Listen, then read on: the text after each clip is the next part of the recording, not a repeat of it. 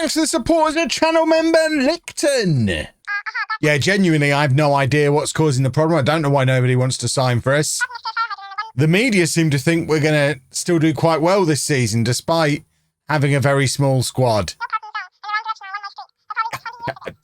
That's true. We are spending more on wages than we did this time last year.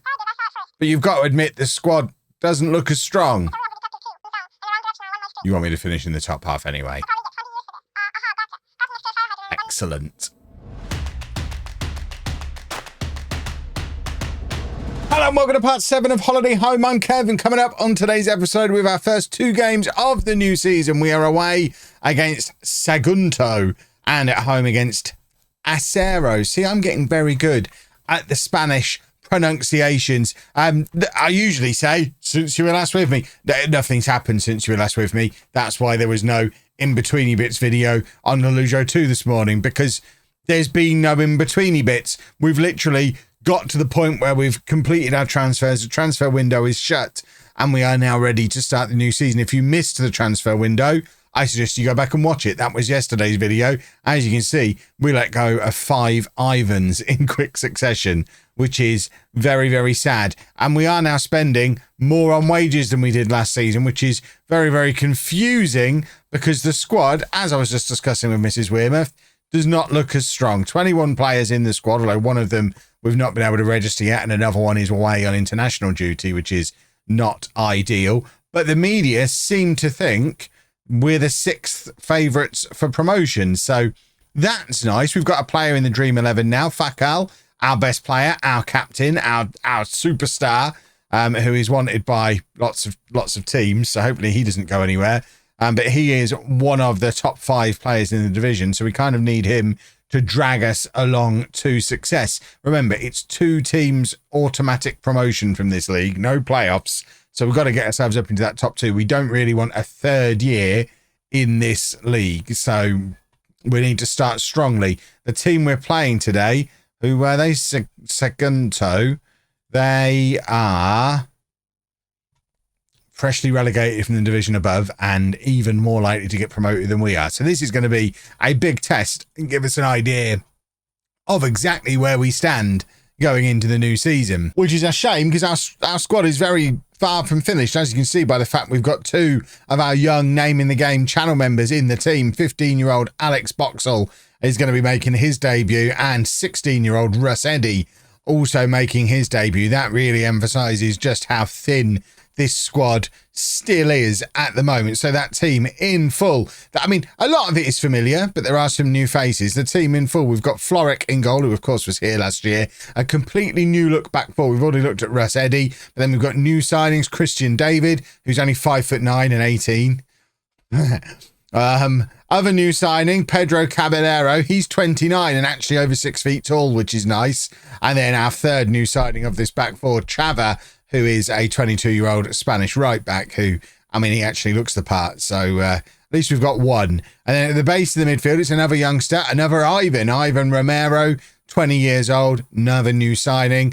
We've already seen Alex Boxall making his debut in central midfield, and he'll be partnering Carlos Felipe, who's 27 years old and a decent attacking option for us. One of the better of the new signings that have come in this summer. Also one of the more expensive at £300 a week on a 1-year contract. And then on the left-hand side, it's Jose Pina, who is the new highest paid player at the club. So high expectations from him going into this season. And then on the right-hand side, of course, we know all about Fakal. And then up front, we're going to be starting with Vidal, who is 18 years old now, started last season at 17. He got a year older. That's how these things tend to happen. He has told us that he is going to be reviewing his options at the end of the season, which does kind of rush the process of deciding if he's good enough or not. So we're starting the season with him as our striker. We've obviously still got Ignacio Pierce, who ended the season very strongly. So if Vidal doesn't start well, we'll probably just make the decision there and then that Vidal is done.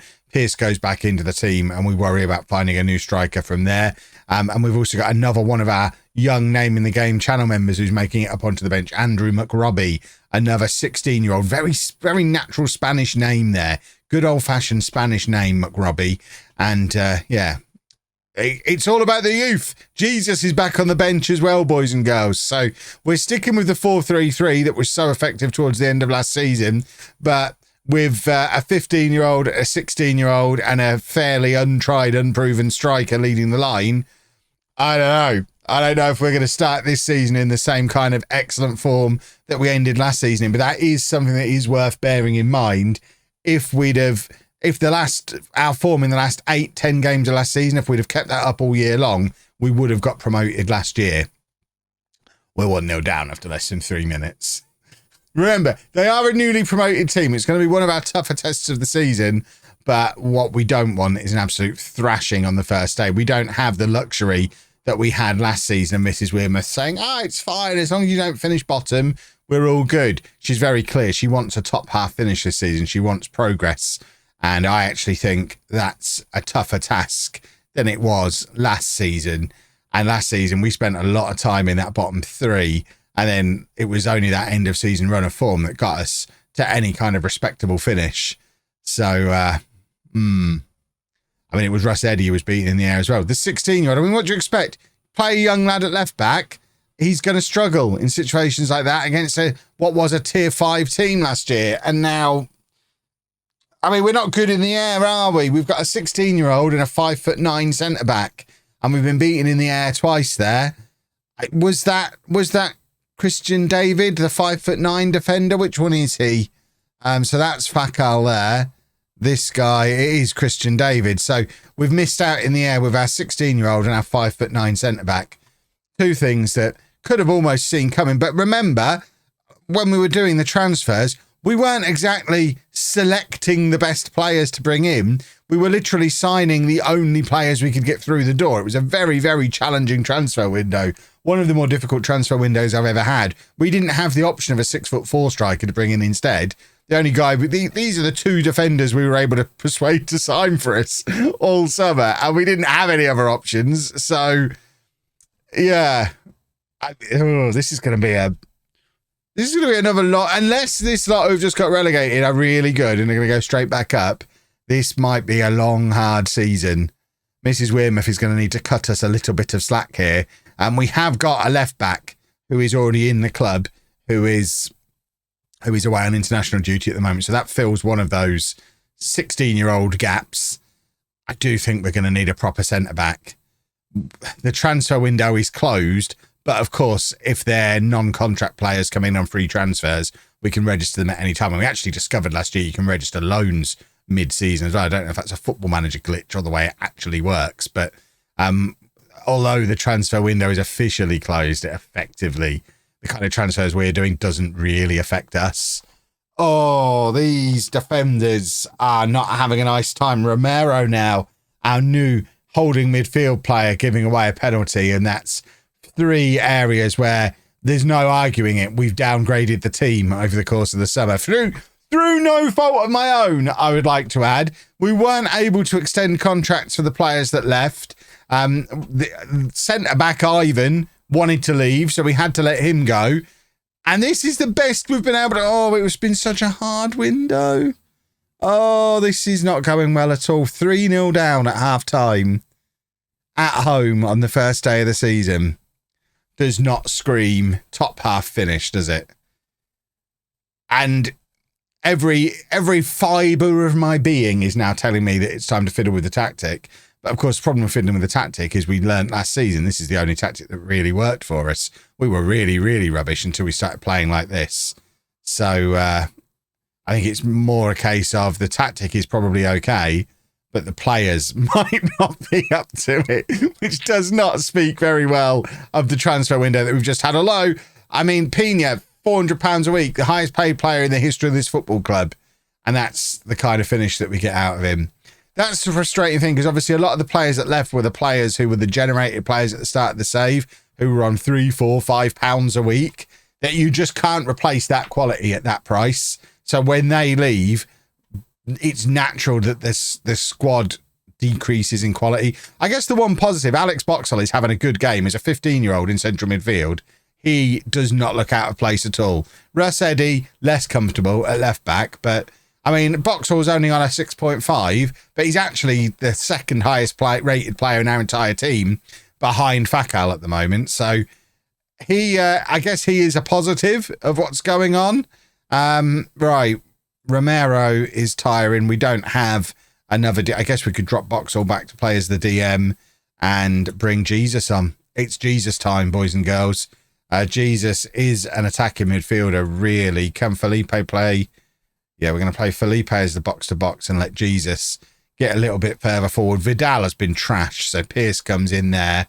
And I guess another of the youngsters, Quevedo, can come on and play right back. Chava comes off, and we're going to offer some encouragement. But that bench is very, very thin, and this team is very, very not very good. I really, really hope that in the second of today's matches, we're going to learn just how good this team we've played today are, and that everyone's trying to finish second behind them. That's the only hope. Russ Eddy. It feels wrong to be harsh towards a channel member, but that was really poor, Russ. What are you thinking? Come on now. Extra training for you. Sort that out. Goodness me. Christian David plays it forward, looking for Pearce. Doesn't get anywhere near him. And now we're struggling to get hold of the ball in central midfield again. And there's the ball forward. It's Russ Eddy. I mean, that's some actual decent defending this time, to be fair to him. And he is a defender. So let's worry less about his shooting and more about his defending. Ignacio Pearce tries to give his man the slip. And it ends up coming all the way back to Jesus, who gives it to Quevedo.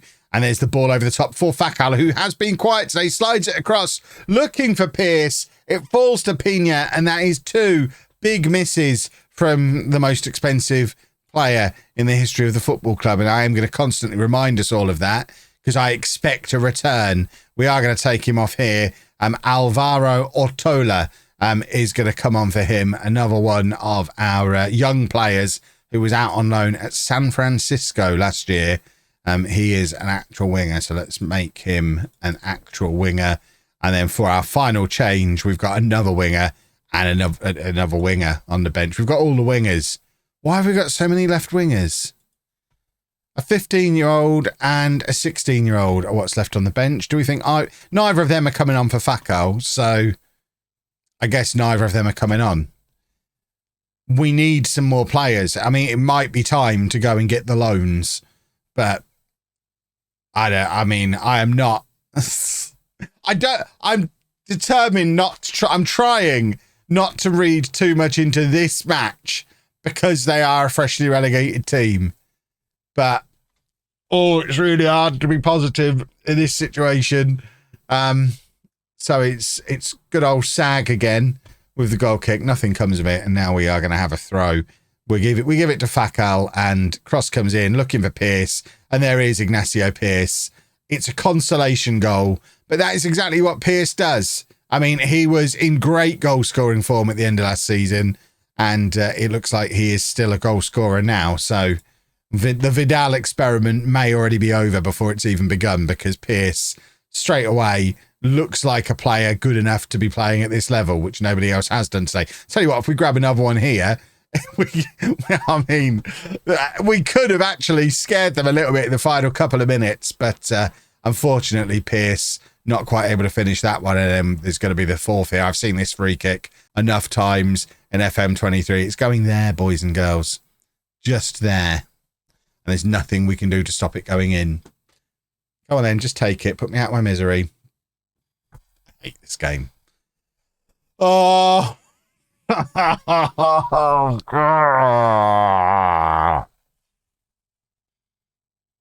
Well, at least we've still got the palm trees behind the goal to make us really feel Benidorm-y. That's not been great, has it? Back to the drawing board. We've still got a little bit of spare wage budget. Not a lot, but there is a little bit of spare wage budget. We could probably still bring in another 2 or 3 players. And I've just got to hope that Acero are not as good as that team. They're a team expected to be down towards the bottom. So fingers crossed, this next match will look a little better. It can't look much worse, can it? Right, we've managed to secure a signing that we were working on before that first game of the season. Root, a ball winner, box-to-box midfielder, proper a 8 out of 20 tackling. Don't care, he's 6'5". That's the important thing. 3 stars, 6'5".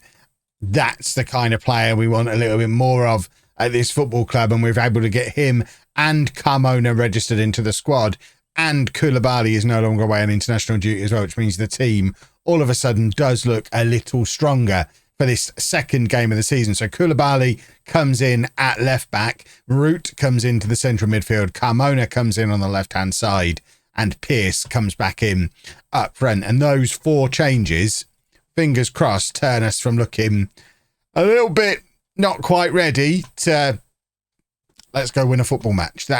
We need a win here. I'm going to be very disappointed if we don't pick up a win in this match, because this is a team we definitely need to be able to beat, and this is our absolute best 11 without any kind of question about that. So if this doesn't go well, there's not an infinite amount of money. We've probably got room for maybe 2 more signings in the kitty. Probably need another midfielder, probably need another centre-back, and Gonzalo Carmona, less than 4 minutes into his debut, has just scored a lovely goal. If we need to rely on Fakal and Carmona from these wide areas this season, I can get on board with that. That is a lovely finish. He just picks up the ball, playing in that inverted winger role, so tucking in a little bit narrower to what we've been used to having players do on either flank, really, and it made him got him into that more central role. Just picked it up, stuck it in the back of the net. That's what we signed him to do, boys and girls. We do have an awful lot of left wingers in this squad. He's actually a right winger, but he's not going to get in ahead of Fakal, so he can play over on the left.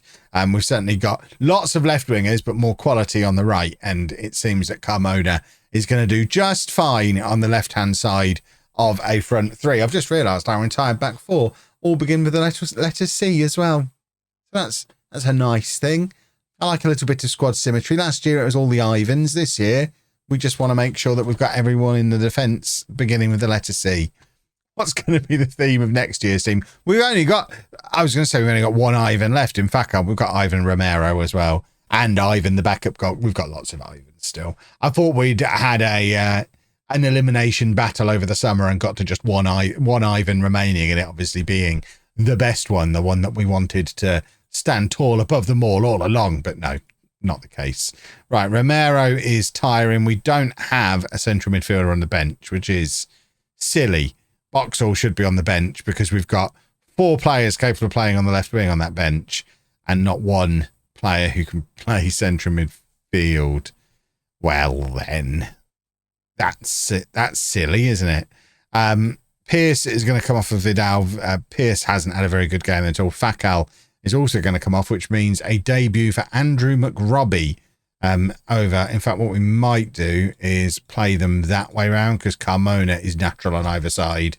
McRobbie much more comfortable playing on the left-hand side, cutting in. So let's have him over there doing that. And then I think we also need to keep an eye on Koulibaly, who is just back from international duty. So Russ Eddy can come on for him, let him ease his way into the team. And we definitely do have this problem centrally in this team. Central midfield, centre-back, you could argue even centre-forward. The flanks seem pretty well covered now, but centrally we've got problems. And Gabriel Vidal has decided to give me some decisions to make when it comes to who our centre-forward is. He started in the last game, was rubbish. Pearce came on and scored. Pearce starts this game, was rubbish. Vidal has come on and scored. Who's our main striker? Don't know at the moment. I guess that's the sort of thing that we're gonna have to go and figure out. On Twitch tonight, I've missed a few days on Twitch because obviously we've been doing lots of stuff here that hasn't needed any in-betweeny bits. But we are now going to have a nice little run of matches on Twitch tonight. So if you want to see what happens next after this game, of course, head over to Twitch tonight, 7 o'clock-ish, twitch.tv/lollujo, or the highlights of that will be on Lollujo 2 tomorrow morning. Don't worry, though. I know I've said this a lot, and I will stop explaining it soon. Once I get a day when no one doesn't understand it, I'll stop explaining it. But of course, if you just want to watch these main channel YouTube videos, you can. You're not missing out on anything. The only thing that's appearing over on Twitch is the stuff you usually didn't see at all because it was played in between. It's fine. You must surely all get it by now. Right, 2-0 up. We've made a couple more substitutions there. Dave the dog is getting very excited about them, so he is he's enjoying the substitutions that we've made, which is always a good sign. I don't know if I assume the microphone's picking up the bark. But that's a ball through for Vidal. It actually falls to Felipe, and he adds the icing on the cake with another goal from range. And I need to find out what's up with Dave. Turns out it was the substitutions that Dave was very excited about. So that's always good when he enjoys a substitution that we've made. That's good work from Vidal there. I mean, I genuinely don't know. Let me know down in the comment section. Who should we be starting up front? Pierce is 10 years older than Vidal. And Vidal, I mean, he's looked good there, hasn't he? We did already declare him our great hope in episode 2. And he seems to be, I mean, hang on. We like this. Popular manager. And there we have our first win of the season. So, in summary, I don't know that we've learned very much there at all about where we stand this season. The media still think, we've been downgraded a little. They've taken us down to 7th favourites. But we've lost to a team we were supposed to lose to, beaten a team we were supposed to beat. Maybe it is just going to be that fairly comfortable top half of the table season that allows us to go a little bit further towards building a team. Although, from what people have been telling me in the comment section, the Spanish lower leagues don't ever get any easier when it comes to building a team. And at some point, we've just got to get the right team at the right time and throw ourselves at the leagues. So I'd kind of like that to happen this year. We'll see, shall we? If you enjoyed that, please make sure you leave a nice big thumbs up on there for me. Subscribe to the channel for daily Football Manager videos. And thank you very much for watching.